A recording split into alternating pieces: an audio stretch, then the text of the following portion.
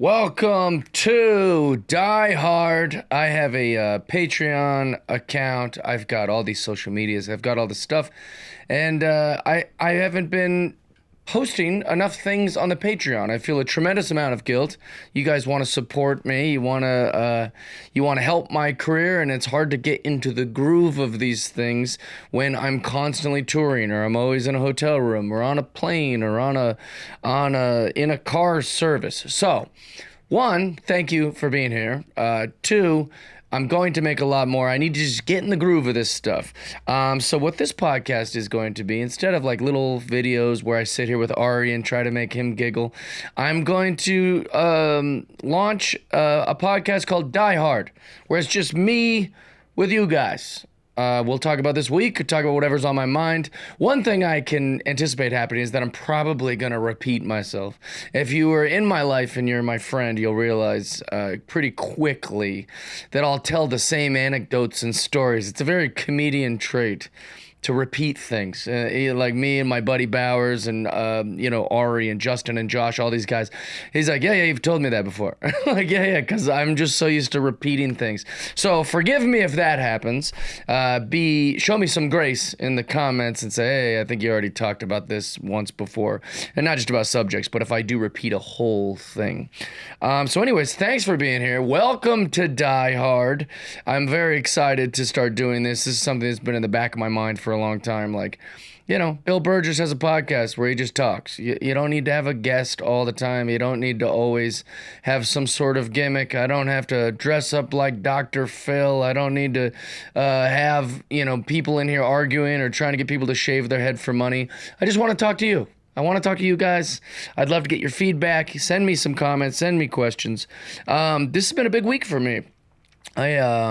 I got passed at the Comedy Store, which is, whether any comic says it or not, is kind of a dream come true. Or I guess not a dream for every comic, but it's definitely something that would mean something to any comic. The Tonight Show used to be kind of like a rite of passage in stand-up comedy.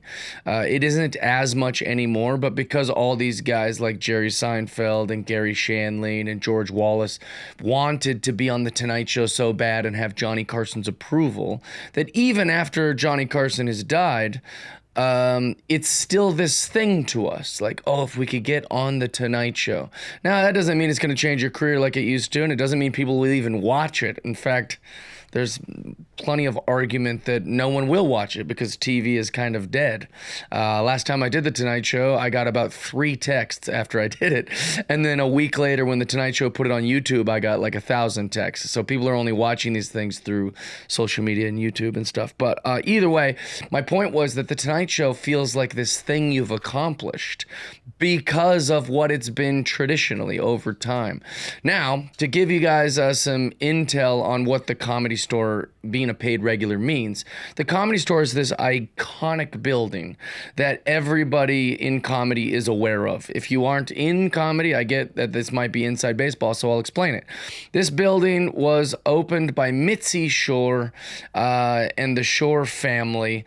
It's a historic building. They call it the world famous Comedy Store because it is a piece of history. It's a historic landmark. And basically, to be passed there, you have to go through a series of hoops. And once you're passed, it means you're a paid regular, and your name is forever immortalized on the outside of the building. The thing that I will say on here that's hard to that most people might not know, that you can't find on the website, is that the Comedy Store operates unlike any other comedy club. Like, most of the time, a comedy club has a headliner and a middle act and a host, and then you can talk to the owner and you can go to the open mic and do these things. The Comedy Store is a little different, where you got to be a door guy, or you've got to like go through whatever. There's a lot of different rules involved in it. It's not that interesting to try to explain all the different ways. But for me, I've never been in at the Comedy Store, and I've always wanted to be. We all want to be, but the reason that it means so much to me to get past is because I felt like Rudolph the red-nosed reindeer not being allowed to join in any of the reindeer games. Now, I won't go into too much because it's not interesting and it's also just maybe not appropriate to share publicly, but for when I first started going around the Comedy Store, I didn't really even want to put in the effort to try to get in there.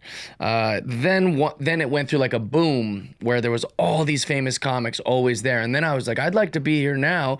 And they're like, not now. Now we have Joe Rogan. We got Dave Chappelle. We don't need a Jeff Dye. Like, why would we need you? And so then I was like, I might have missed my window to kind of get in here. Then once I tried to start to get in again, the booker there just wasn't crazy about me and what I was doing. And so I'd kind of almost not given up, but just trying to blaze my own path to get in at the Comedy Store. And my way of doing that was just to, as the famous Barry Katz would say, be undeniable. And so, if you're just so good and you're selling tickets, and when I say so good, if you could be funny enough and move enough tickets and people start noticing, then they'll let you, there's no way they can deny you. You're undeniable. So that's kind of just the path that I blazed. And I had 6 sold out shows. We had 5 sold out shows in La Jolla at the Comedy Store over the weekend.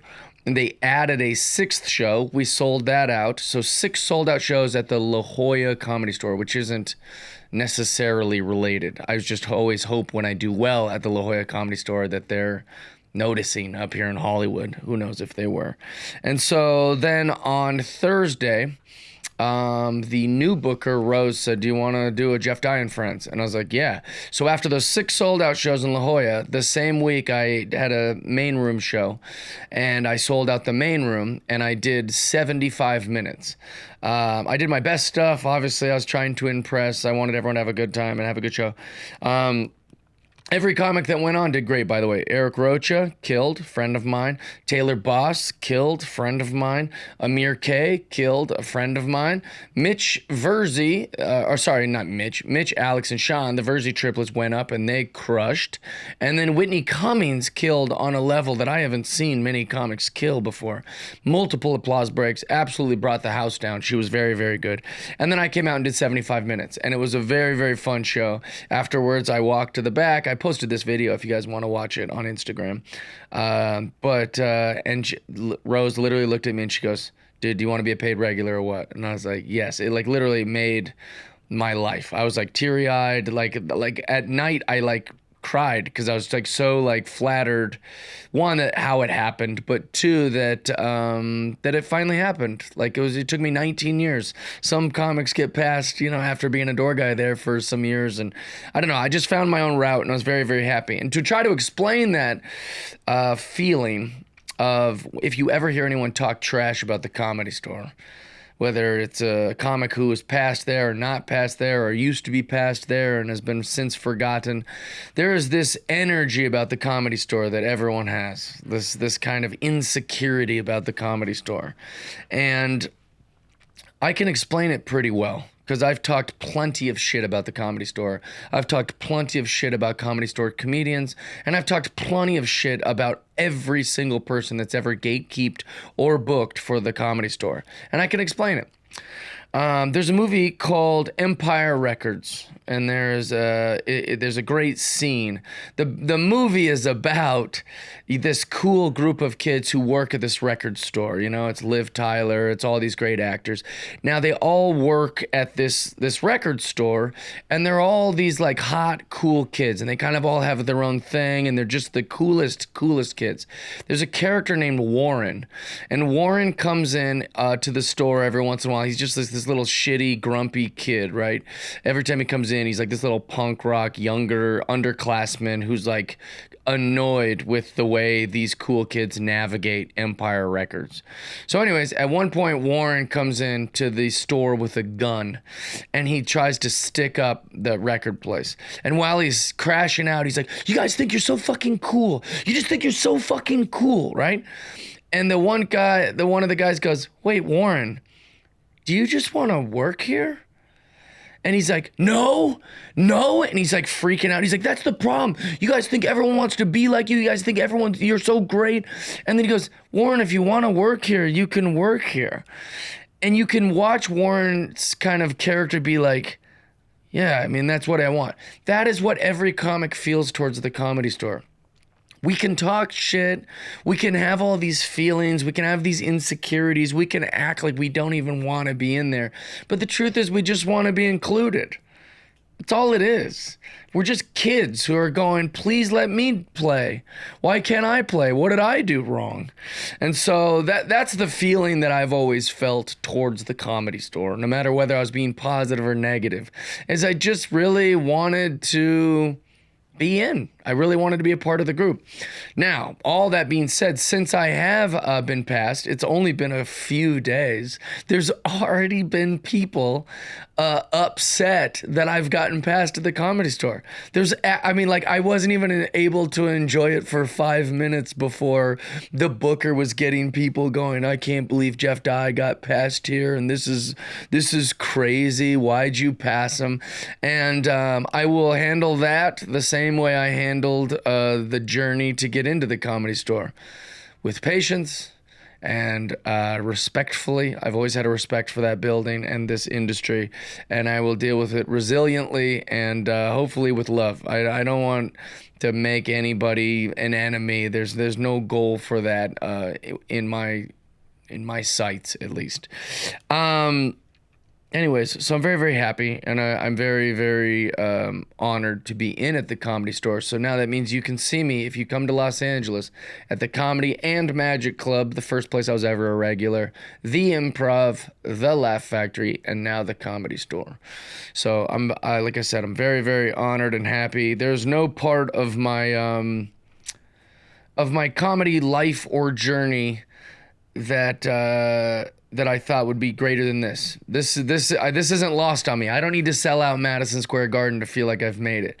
I feel like I've made it. I'm really, really grateful for it. So thank you to everyone that came to the shows or sent me a nice message. I'm very, very flattered and honored to be in there.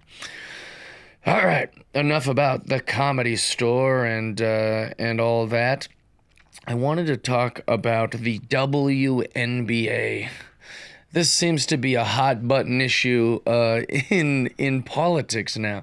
They found a way, since everything in the world is racial now, somehow because of Caitlin Clark becoming the biggest star in the WNBA, it seems like I see things on my Instagram algorithm all the time about the WNBA. All the time. I can't shake it. And so here's the thing. Here's why I think the WNBA will never, I don't want to say will never. Here's why I think that the WNBA is going to not make it unless they make some serious adjustments. So the big argument from the WNBA players and the WNBA president, the WNBA team owners, is they say, well, why aren't we getting paid the way the boys are, right? Then that's a pretty easy answer. You just don't generate enough money. If you only make enough money as you generate. So I'm not really saying anything new on here by pointing that out. You make as much as you generate. I can't say, hey, I work just as hard as Bert Kreischer. Why don't I make $1 million a show? It's because I don't generate the ticket sales and income that Bert Kreischer generates. Now, the same thing is true with the WNBA. But that isn't what I want to point out. Any idiot can look on the internet and see that the WNBA doesn't make enough money to get paid the same as the boys. Their behavior isn't the same as the boys. That's what I have a problem with.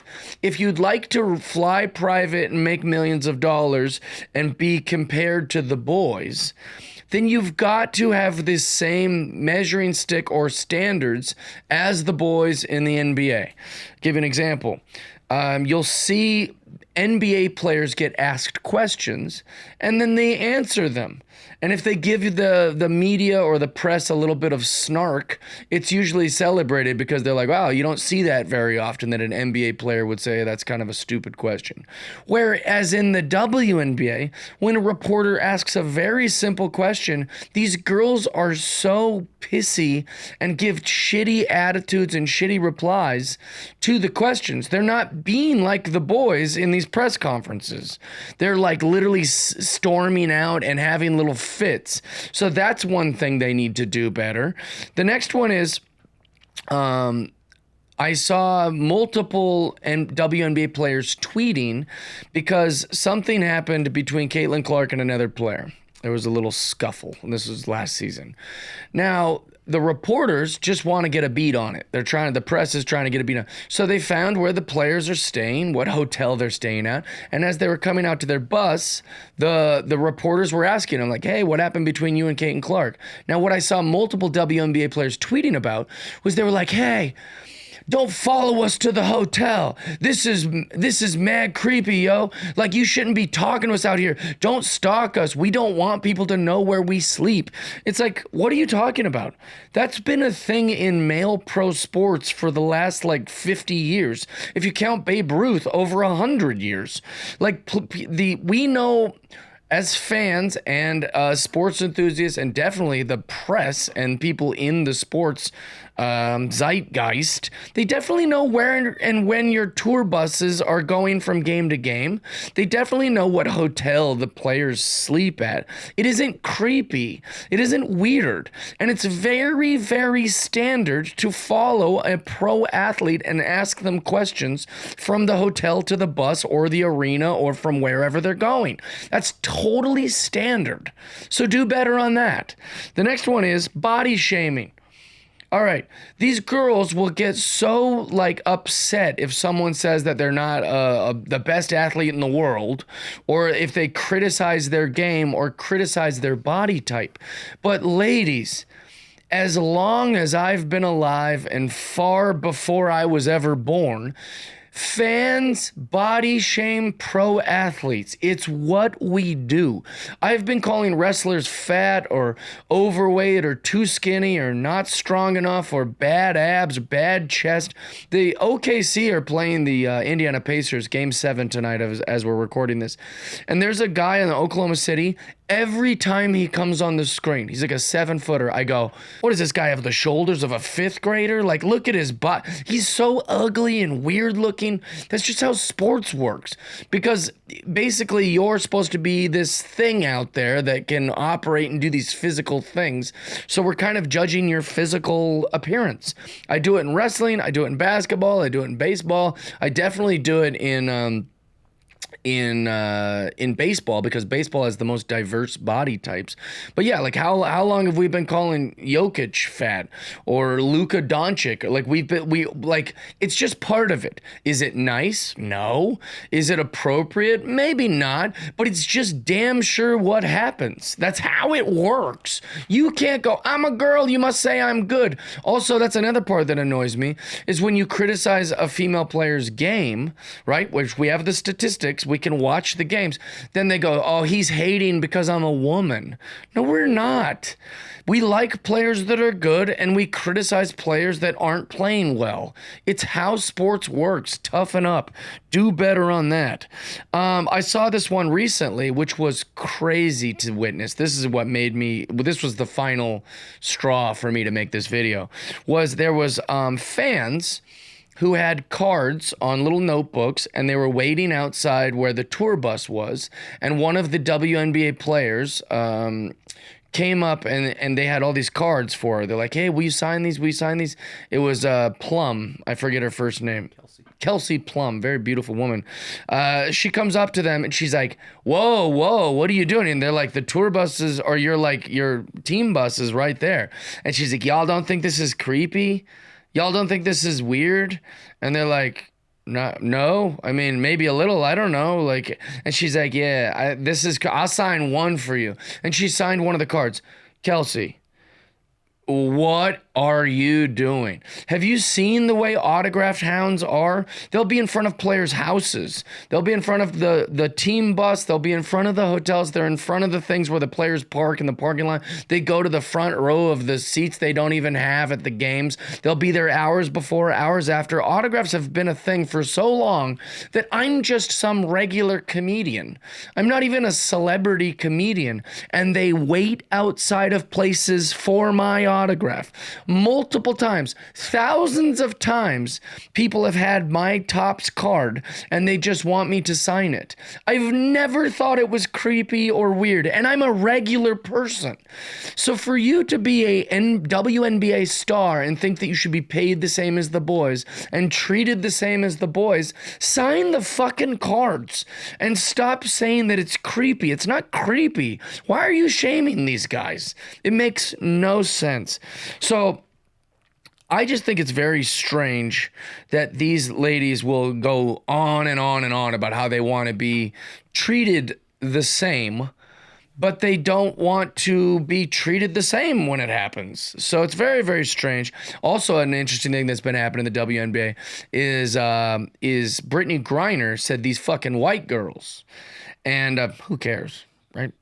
Who gives a shit? What, like, oh, fucking white girls. Who cares? I would not care to hear that or whatever. But I do find it interesting that Britney Griner's denying she said it and is now going, I guarantee Britney Griner is somewhere with her friends being like, what the fuck? We can't say fucking white girls anymore? Like, it is fun to watch that pendulum swing. In like 6 years ago, you could have beat up a white person for history that they didn't do hundreds of years ago in the street and people would have applauded it. Whereas now, people are waking up and going, yeah, that is kind of a double standard and a little racist that she would be able to shout these fucking white girls. Because if, like everyone loves the very obvious comparison, but if Caitlin Clark was a little upset about getting fouled and face raked and she went to the bench and goes, these fucking black girls, it would be a huge deal. So I think that's what fans are waking up to and going, why is Britney Griner allowed to say this fucking white girls? I think that people are kind of noticing that and then calling her out, and then that's making Britney go, shit, are we not allowed to say that anymore? I don't know. I did some time in the gulag, and I thought that I'd come back to America where we hated white people. And so it's just an interesting thing that's happening. To be honest, Brittany, to be honest, BG, don't really care that you said it. But I do find it fun that the double standard is being thrown back in your face. Because if people really cared about racism, they would be upset when anyone is a bigot or prejudiced to anyone. And that includes white people. It includes gay people or Christian people or Muslim people. It doesn't just cover anyone that's not white. We shouldn't be prejudiced or bigoted towards anyone. That's kind of the goal. Real quick, First Form is sponsoring this podcast. Die Hard, is that what I'm deciding to call it? It's episode 1. I already forgot the name. Die Hard.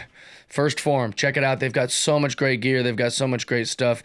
Great energy drinks. I also like that it's an American company. They're in St. Louis. They're fantastic. I get to work out at their facility. I just love them. Go check them out. Go to firstform.com. Check out their stuff. They've got a great creatine, great protein. Their energy drinks are a lot. They're natural. They're actually better for you than Monster and all that other stuff. But it'll get you going. I use it as a little pre-workout. Anyways, thanks, First Form. We love you. Guys, just go check it out at firstform.com. I am the king of the first pitches. No one has thrown out more first pitches than me in Major League Baseball. I have thrown 23 ceremonial first pitches in Major League Baseball. Maybe 24. I'm not sure. The only teams I have left are the Angels, the Dodgers, the Nationals, the Blue Jays, the Red Sox, and the Yankees. Did I say Astros? Maybe the Astros. Anyways, doesn't matter. I'll give you a little checklist. We'll put it on the screen here. So, whenever someone throws a first pitch, people text me. They say, "Did you see this first pitch? Did you see this first pitch?" And I love first pitches. I think they're so fun. I think it's a great way to get the fans to go, "Oh, cool, a celebrity or a known person or someone from the community or someone from a brand I'd like to maybe consider." So I love, love, love, love first pitches. And so I have asked my lovely producer and friend, Mike Nell, to collect some of the first pitches. We're going to watch them together, and then I'm going to rate them and give you my thoughts. So if we're ready, let's watch the first pitch here. Conor McGregor has been taking a lot of L's recently and took another one today in Wrigleyville. All right. Throwing out the first. Conor McGregor, terrible first pitch. Absolutely terrible. I always wondered, too, do celebrities, you think, intentionally like maybe do a weird thing or botch it so that gets more coverage? Because when I throw a strike, it just gets a coverage. But if I threw the first pitch, held on too long, spiked it in the dirt, fell over, my hair falls off, I puke, that's going to be all, that would get 9 million views. So I always wonder. Connor, that's a 0 out of 10. Also very strange because you're so strong and athletic and cool that we thought that the pitch would be strong, athletic, and cool. Speaking of terrible first pitches from strong and athletic and cool people, here's 50 Cent. 50 Cent. Curtis Jackson. Looks good in the jersey. Looks like Marte. And his first pitch was not great. Eesh. Just a bit outside. What can you say? So embarrassed. That was 50 Cent. Proof that 50 Cent grew up without a father right there, that pitch. Just proof. That was absolutely terrible. So let's get a good pitch in here. Also an unassuming good first pitch. Clearly was not scared when she took the mound. Check out this move right here in case anybody was questioning. The old Jim Palmer. Strike. There you go, warming up, and then, yeah, right there, right down the pipe. She did her windup and threw her best in style. Some say it was a little low. I'm saying that's a called strike three right there with a little help from the catcher. It was one of the. Love this first pitch. What is it? Sister Mary Jo. Awesome first pitch. One of the better ones. I've seen it a million times, but she was 12-6. Very, very good pitch. It looked like it had some movement. It could have just been because it was so slow that to get the 60 feet 6 inches, it had a little bit of arc. Great first pitch. Awesome. Also love the Jim Palmer before it happened. I don't know if that's called the Jim Palmer, the letting the ball roll and hit your elbow and then you catch it. I know how to do that, by the way. I just call it the Jim Palmer because he was the first guy I ever saw do it. Doesn't mean that's what it's called, but a very, very good first pitch by Mary Jo. Way better than. How does it feel to be more of a man when it comes to baseball than Conor McGregor and 50 Cent? That must feel good. Awesome. I think it's even more awesome because it's it's so unassuming. You just didn't know that nuns even played catch or baseball. So to see a nun do that is why it comes off so cool. All right, let's check out the next one. Now one of the more well-known Washington National fans.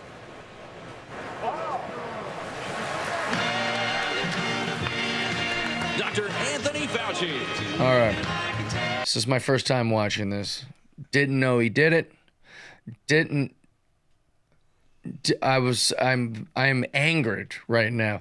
Dr. Fauci, if you don't know, is a scumbag con artist who basically shut down all of the world.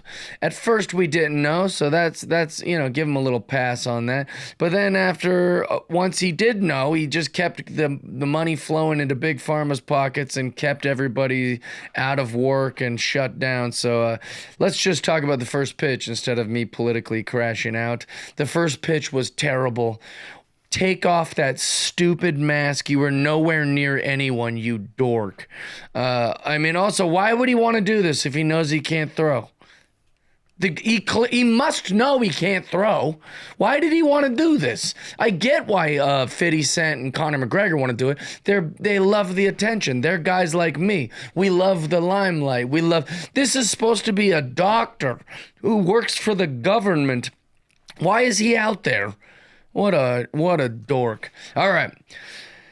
Barack Obama, the world's most popular celebrity president. He's a big White Sox fan. I know him to be pretty athletic. Let's see his first pitch. He's put on a White Sox cap.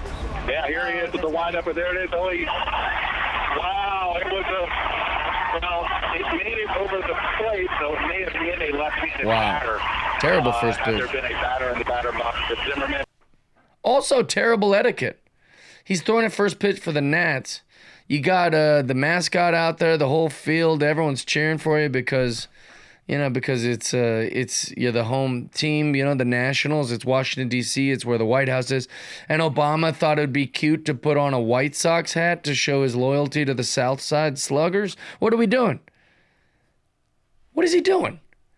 That's not a good look. I've had people tell me that, Jeff, you should wear a Mariners jersey underneath, and then you throw the first pitch for the Orioles or whoever, and then take off your jersey and show that you're a Mariners fan. Ha ha ha. No, it's stupid. That'd be stupid. You're a guest of the team. People don't like that. It's not fun. You root for the home team. That's what the seventh inning stretch says. You root for the home team. That's how it works. You got to be happy for him when you're in the home. You can't do treason. That was treason by Barack Obama. All right, let's go to the next one. And back where I grew up in Safeco Field, now T-Mobile Park. Question comes from Colette in Tacoma. Russell Wilson. Russell Wilson throw a strike. Well, we did our checking. He posted at 75 miles an hour. All right. And it would have been just off the plate. But sheesh. That's according to our. All right, that might be the best first pitch maybe I've ever seen. 75, which is incredible. For those of you who don't know, Russell Wilson was drafted to Major League Baseball, but he went to play in the NFL. Russell Wilson is the star quarterback of the Seattle Seahawks back in the day. Took us to 2 Super Bowls back-to-back years. Also, one thing about Seattle, real quick, just to show why I'm giving so much love to Russell Wilson, even though he's kind of fallen from grace since, socially and on the field, is that Seattle's never really had a quarterback we're super proud of, right? We had Jim Zorn, who was, a big deal to us, but that was a long time ago, before I was even around.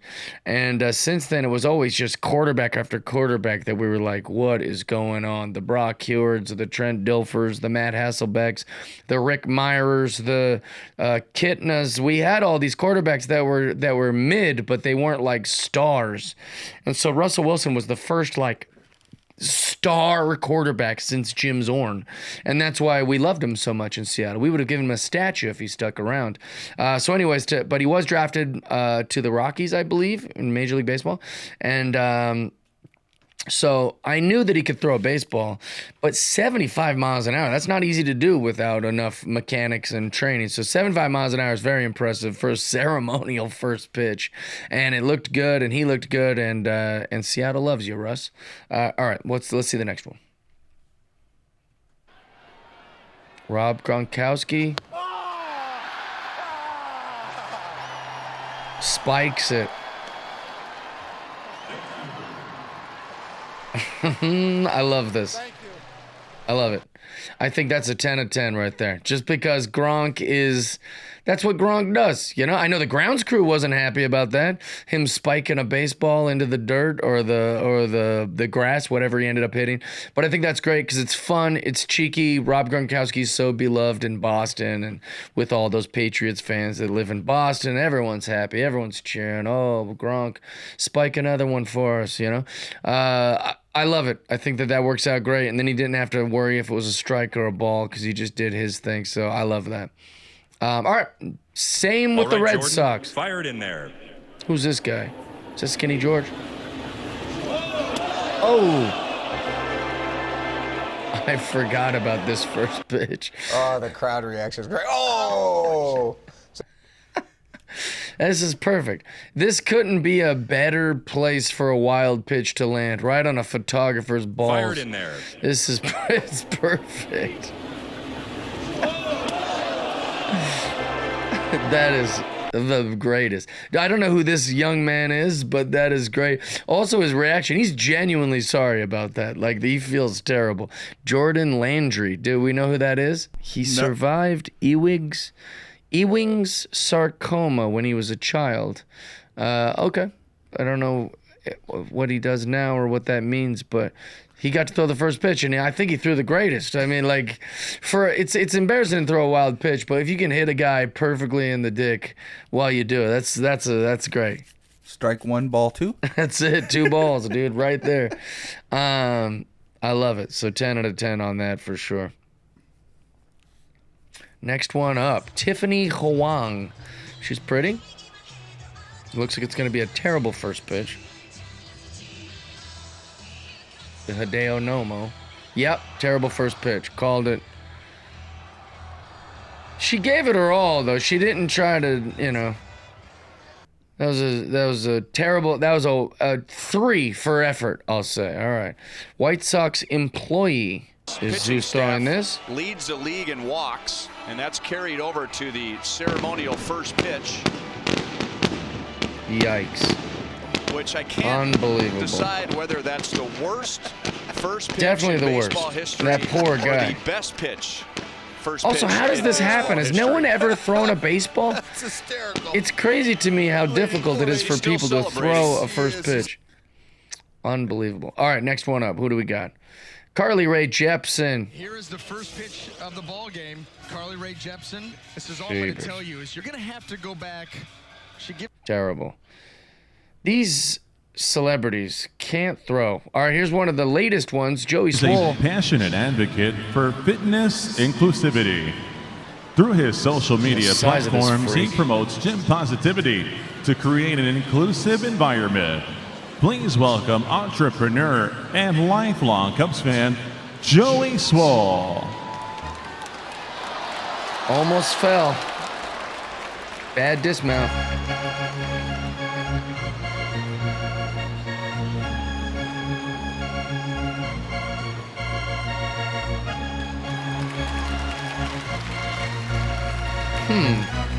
You know, after watching this, I watched it when it happened, and I think they gave me like an edited quick version or something on Twitter.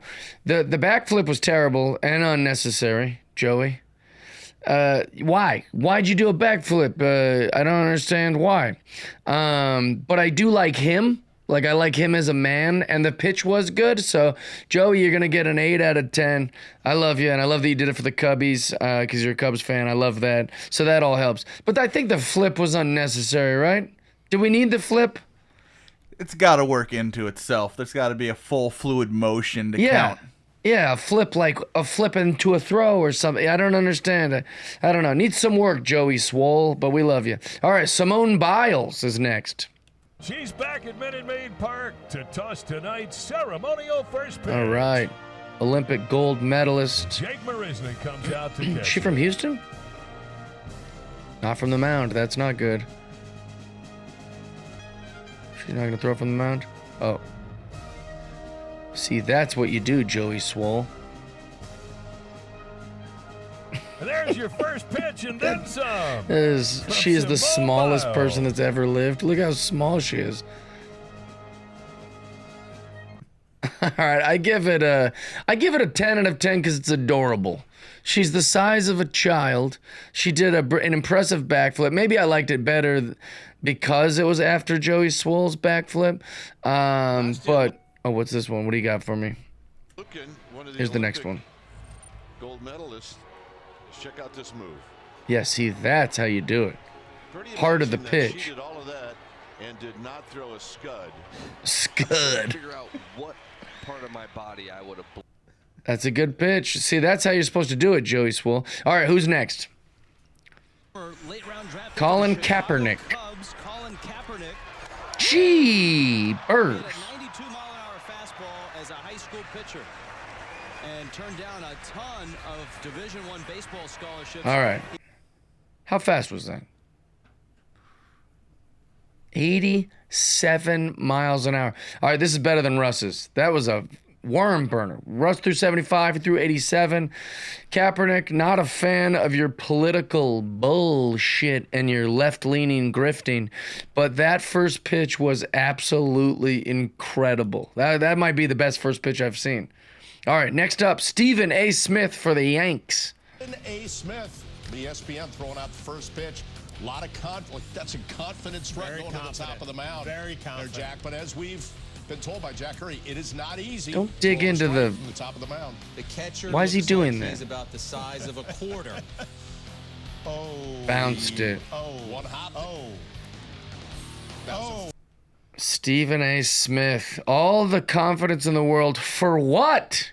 I don't understand where he gets all this confidence. I give that pitch a 3 out of 10. Also, don't dig around on the mound. You're not a player.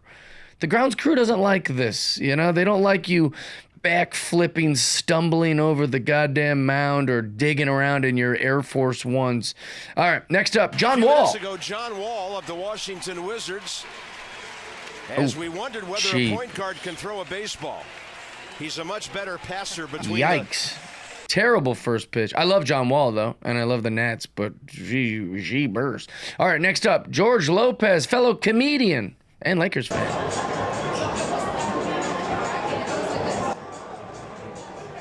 There you go.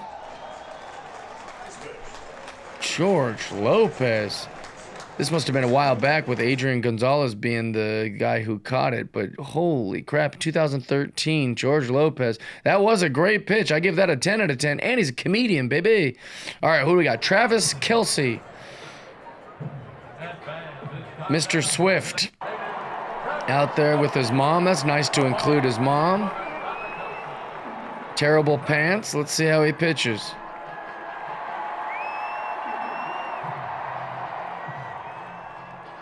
Oh my God. He did throw it so hard, but spiked it right in the grass. I give it an 8 for effort. You know, he tried his best, but and it looks like he can throw. I think he just held on to it a little too long. Next up, Tom Brady tosses out the ceremonial first pitch. This is a lot of pressure because he can throw a football so good. Oh, he used to play baseball too, actually. Okay. You know why I'm giving that a 7 out of 10? Is because he didn't even try. He's going, man, I'm not trying to. He doesn't want, he did the opposite of Kaepernick and Russ. Like, he's like, I'm just going to. We know he can throw a baseball. He was drafted into Major League Baseball also. So we know he can throw, but he's like, I'm not trying to embarrass myself out here. I'll just be. And that shows that Tom Brady is as cool as the rule, Like, you got to give him that. All right. Michael Jordan, the GOAT. A lot of denim. Welcome back to Chicago. Tehran Is Karkovice. there anyone more symbolic of the winning attitude that the Windy City has adopted than Michael Jordan of the 3-time defending NBA It actually looked champion good, Chicago but Bulls, it who did just moments skip. ago threw out the first And Jordan pitch here played to miss- high-level minor league baseball. That outfit, straight from Jay Leno's garage, the all denim, Jordan, we love you, buddy. It's a good first pitch. I love first pitches. I love you guys. Thanks for tuning in.